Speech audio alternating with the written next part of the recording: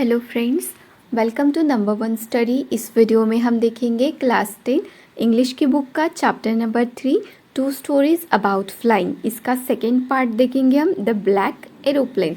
इसके पहले की वीडियो में हमने इस चैप्टर का फर्स्ट पार्ट देखा है, हिज फर्स्ट फ्लाइट, और उसके क्वेश्चन आंसर्स भी हो गए, राइट। तो हमने फर्स्ट पार्ट में क्या देखा, वहाँ पे एक यंग सीगल होता है जो पहले फ्लाई करने से डरता है और फिर वो अपने डर पे जीतता है ना, विजय प्राप्त करता है और फाइनली वो उड़ता है। ऐसी स्टोरी थी हिज फर्स्ट फ्लाइट। अब इस स्टोरी में देखते हैं द ब्लैक एरोप्लेन क्या है। इसमें इसके ऑथर है फ्रेडरिक फॉर्सिथ, राइट। तो इस स्टोरी में ना ऑथर ने बताया है कि एक पायलट रहते हैं, ठीक है, तो वो बहुत ज़्यादा स्टॉर्म में ना, तूफ़ानी बादल रहते हैं, उसमें फंस जाते हैं। तो हम देखेंगे कि क्या वो सेफली पहुंच पाते हैं, और अगर सेफली पहुंचते हैं तो उनकी हेल्प कौन करता है इतने ज़्यादा बादलों में। तो अभी स्टार्ट करते हैं यहाँ से।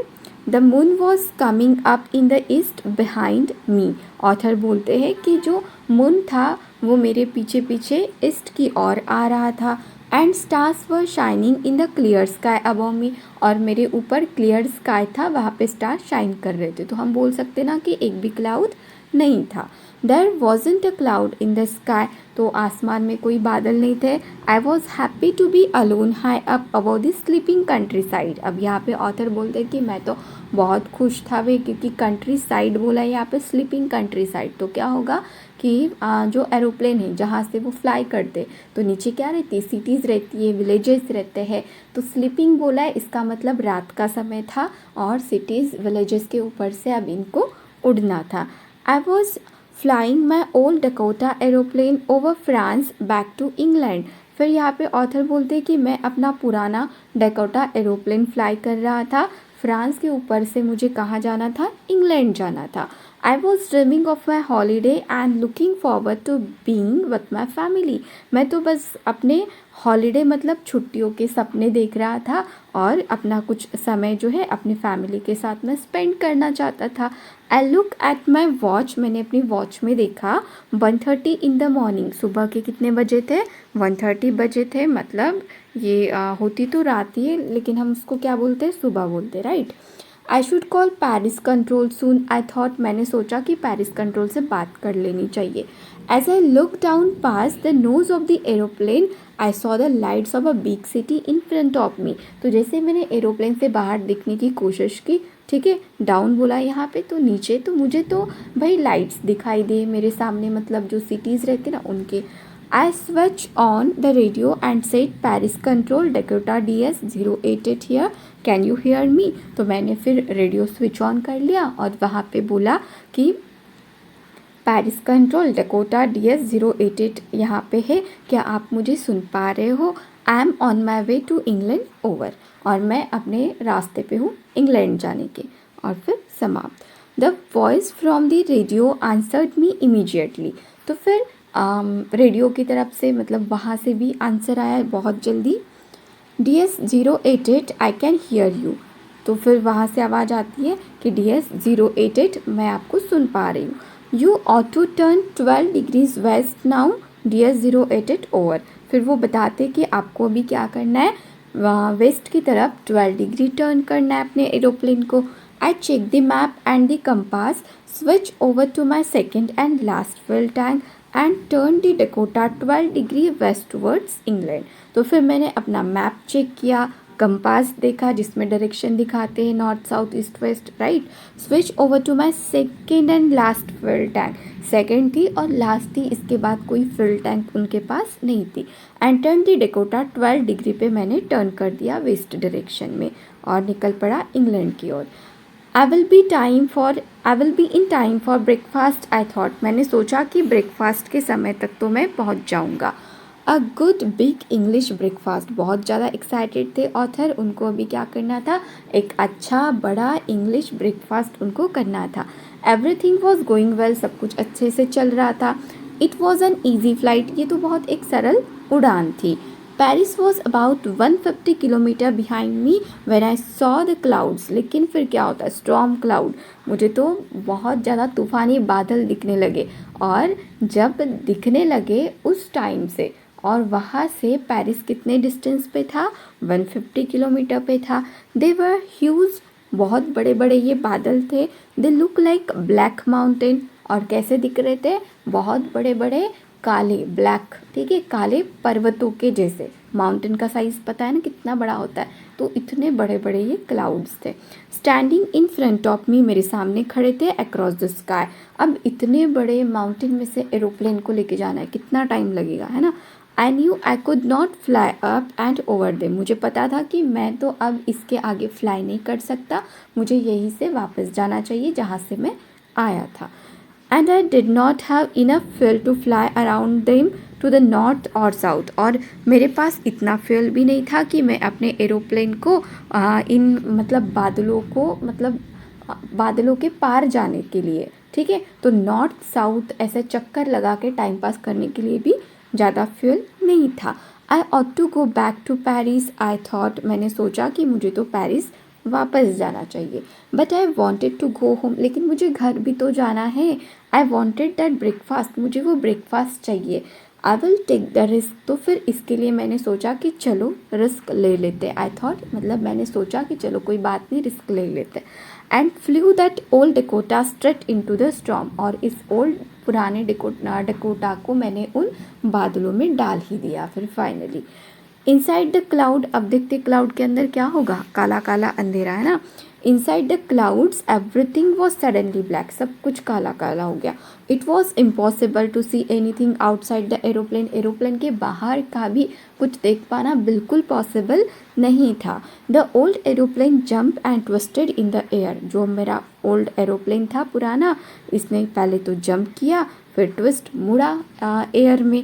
I look at the compass, फिर मैंने देखा कि भाई चलो अभी ये जंप हो गया, मुड़ गया, तो कंपास देखना चाहिए, डायरेक्शन देखनी चाहिए। I couldn't believe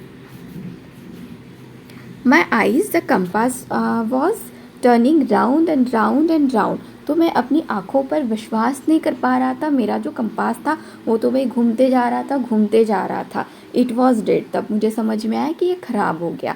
it would not work, ये काम नहीं कर रहा था। The other instrument were suddenly dead too, बाकी के इंस्ट्रूमेंट भी ख़राब हो गए अचानक से। आई ट्राइड द रेडियो, फिर फाइनली मैंने रेडियो ट्राई किया। अब देखते रेडियो ठीक ठाक है या नहीं। Paris control can you hear me, क्या आप मुझे सुन पा रहे हो। अब देखते हैं। देयर वॉज नो आंसर, किसी ने भी आंसर नहीं किया। The radio was dead too, इसका मतलब रेडियो भी यहाँ पे ख़राब हो चुका था। I had no radio, no compass and I could not see where I was, मेरे पास ना तो रेडियो था ना कंपास था, और मैं ये भी नहीं दिख पा रहा था कि मैं कहाँ पे हूँ, क्योंकि बहुत ज़्यादा अंधेरा था। I was lost in the storm, मैं तो बस उन बादलों में खो चुका था, खो ही गया था। Then in the black clouds quite near me I saw another aeroplane, फिर क्या होता है, उन काले बादलों में मैं देखता हूँ कि मेरे पास कोई एक एरोप्लेन आता है। इट हैड नो लाइट्स, कोई लाइट्स नहीं रहते ऑन इट्स विंग्स, उसके विंग्स पर कोई लाइट नहीं रहते। But I could see it flying, लेकिन मैं देख पा रहा था कि वो फ्लाई कर रहा था, उड़ रहा था नेक्स्ट टू मी, मेरे साइड में, थ्रू द स्टॉर्म, उन बादलों में। I could see the pilots face, और मैं उस ब्लैक एरोप्लेन के पायलट का फेस भी देख पा रहा था, क्लियरली मुझे उसका फेस दिखा, टर्न टूवर्ड्स मी, जो मेरी तरफ मुड़ा था। I was very glad to see another person, उस दूसरे पर्सन को देख के मैं तो बहुत खुश हो गया। ही lifted one hand and waived, उसने अपना एक हाथ ऊपर उठाया और वेव किया, ऐसे हिलाया मेरी तरफ देख के। Follow me, he was saying follow me, तो वो मुझे क्या बोल रहा था कि भाई मुझे फॉलो करो, मेरे पीछा मेरा पीछा करो, मेरे पीछे पीछे आओ। He knows that I am lost, I thought, तो मैंने सोचा कि शायद इसको पता होगा कि मैं यहाँ पे खो चुका हूँ, रास्ता समझ में नहीं आ रहा है। He is trying to help me, और मुझे लग रहा था कि ये अब मेरी हेल्प करना चाहता है। He turn his aeroplane slowly to the north, उसने अपना एरोप्लेन धीरे धीरे नॉर्थ की तरफ टर्न किया। In front of my Dakota, मेरे डकोटा के सामने ही था, so that it would be easier for me to follow him, तो इसीलिए मुझे ये बात तो ईजी थी कि उसका अभी बस पीछा करना है, फॉलो करना है उसको। I was very happy to go behind the strange aeroplane like an obedient child. अब देखो यहाँ पे ऑथर बोलते हैं कि मैं तो बहुत खुश था, मेरे को बहुत खुशी हो रही थी उस स्ट्रेंज अनोखे अनजान एरोप्लेन का पीछा करने में। किसके जैसे? N obedient child. Obedient child मतलब होते हैं ना कुछ ऐसे बच्चे जो अपनी पेरेंट्स की हर बात मानते, मतलब बड़ों की हर बात मानते, उनकी आज्ञा का पालन करते, उस टाइप से। अब ये जो ऑथर है, ये जो पायलट है इस एरोप्लेन का जो खो चुका था, एक ओबीडियंट चाइल्ड की तरह उस ब्लैक एरोप्लेन का पीछा कर रहा था। आफ्टर हाफ एन आवर, आधे घंटे के बाद क्या होता है? The strange black aeroplane was still there in front of me in the cloud. मैंने देखा कि आधा घंटा हो गया है और ये स्ट्रेंज अनजान जो ब्लैक एरोप्लेन है ये अभी भी मेरे साथ इन बादलों में है। Now there was only enough fuel in the old Dakota's last tank to fly for 5 or 10 minutes more। फिर मैंने देखा कि मेरे ओल्ड डकोटा के टैंक में इतना फ्यूल है कि मैं सिर्फ 5 या फिर 10 मिनट तक फ्लाई कर सकता था। I was starting to feel frightened again. फिर से मुझे डर लगने लगा कि कहीं फ्यूल ना ख़त्म हो जाए रास्ते में। But then he started to go down and I followed through the storm.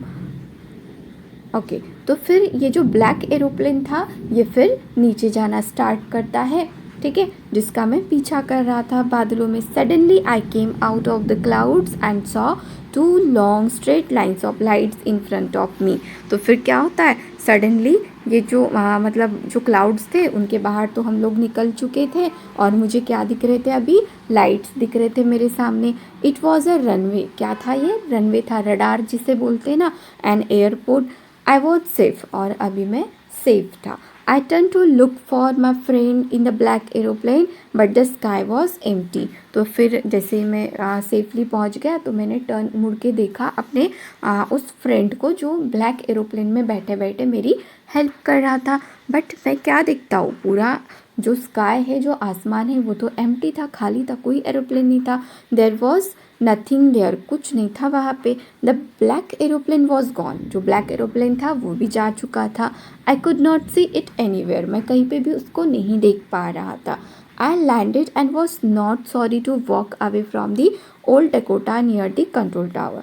तो फिर मैं वहाँ से नीचे उतरा और अपने पुराने उस डकोटा से बाहर निकलने में मुझे कोई अफसोस नहीं था। I went and asked a woman in the control center where I was and who the other pilot was। तो फिर मैं कंट्रोल सेंटर गया, वहाँ पे एक लेडी थी, उसको मैंने पूछा कि भाई मैं कहाँ पे हूँ और जिसने मेरी हेल्प करी वो पायलट कहाँ है। आई वॉन्टेड टू से थैंक यू, मैं उसे थैंक यू बोलना चाहता हूँ क्योंकि उसने मेरी हेल्प की थी। She looked at me very strangely, लेकिन वो मेरी तरफ बिल्कुल अजीब तरीके से देखती है। एंड देन लाफ, और फिर हंसने लगती है। Another aeroplane up there in the storm. फिर क्या पूछते हैं? अनादर एरोप्लेन, दूसरा एरोप्लेन।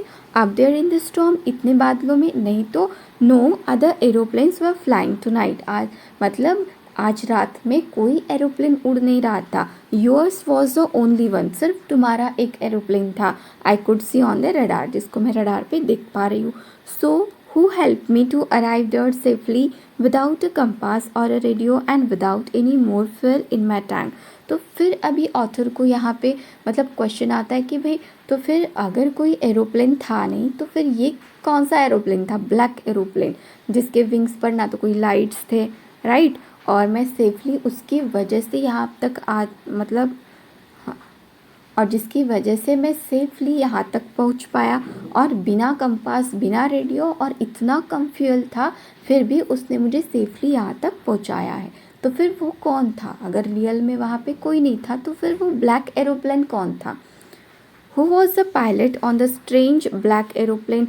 उस स्ट्रेंज ब्लैक एरोप्लेन का जो पायलट था, जिसका फेस मैं देख पा रहा था, जो मेरी तरफ मतलब वेव कर रहा था, ये सभी चीज़ें तो हुई थी ना ऑथर के साथ, राइट। तो वो कौन था? ऐसे बहुत सारे सवाल आते हैं अभी उनके मन में। Flying in the storm without light, जो बिना लाइट के बादलों में फ्लाई कर रहा था। तो बस इतनी ही स्टोरी, इसका एंड कुछ बताया नहीं है कि वो ब्लैक एरोप्लेन कौन था और कौन उनकी हेल्प करता है।